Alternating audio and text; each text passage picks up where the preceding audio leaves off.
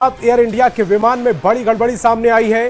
Fuel control switch में गड़बड़ी के साथ उड़ा विमान। लैंडिंग के बाद पायलट को गड़बड़ी का पता चला। गड़बड़ी के साथ लंदन से बेंगलुरु पहुंचा एआई का विमान। एयर इंडिया ने ड्रीम लाइनर विमान की उड़ान रद्द की। फ्यूल कंट्रोल स्विच में गड़बड़ी की बात लिखी। एयर इंडिया ने डीजीसीए को गड़बड़ी की जानकारी दी है। अहमदाबाद में भी फ्यूल कंट्रोल स्विच की गड़बड़ी थी। फ्यूल स्विच में गड़बड़ी से ही अहमदाबाद हादसा हुआ था। एयर इंडिया के विमानों का सुरक्षा ऑडिट हुआ था। बड़ी खबर इस समय आप तक पहुंचा रहे हैं।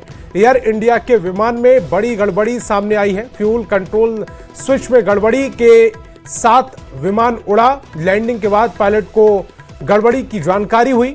गड़बड़ी के साथ लंदन से बेंगलुरु पहुंचा एआई का विमान। एयर इंडिया ने ड्रीम लाइनर विमान की उड़ान को रद्द किया है। फ्यूल कंट्रोल स्विच में गड़बड़ी की बात लिखी। एयर इंडिया ने डीजीसीए को इस गड़बड़ी की जानकारी दी। और संवाददाता विवेक हमारे साथ ज्यादा जानकारी के साथ फोन लाइन पर जुड़ रहे हैं। विवेक, ये बड़ा हादसा हो सकता था, बड़ी जानकारी, बड़ी लापरवाही। बिल्कुल ठीक है आपने संतोष। देखिए, ये बड़ा हादसा हो सकता था क्योंकि देखिए आपको याद दिलाना चाहेंगे कि अहमदाबाद में जो प्लेन क्रैश हुआ था AI-171, वहाँ उस एयरक्राफ्ट में भी जो फ्यूल स्विच कंट्रोल है उसमें खराबी आने की वजह से जो फ्यूल है वो दोनों इंजन में नहीं पहुंच पाए थे और वो प्लेन क्रैश हो गया था, जिसमें 260 ज्यादा से लोगों की जानें चली गई थी। वही एयरलाइंस एयर इंडिया का वही विमान 787 आज लंदन से उड़ान भरकर बैंगलोर एयरपोर्ट पर लैंड हुआ।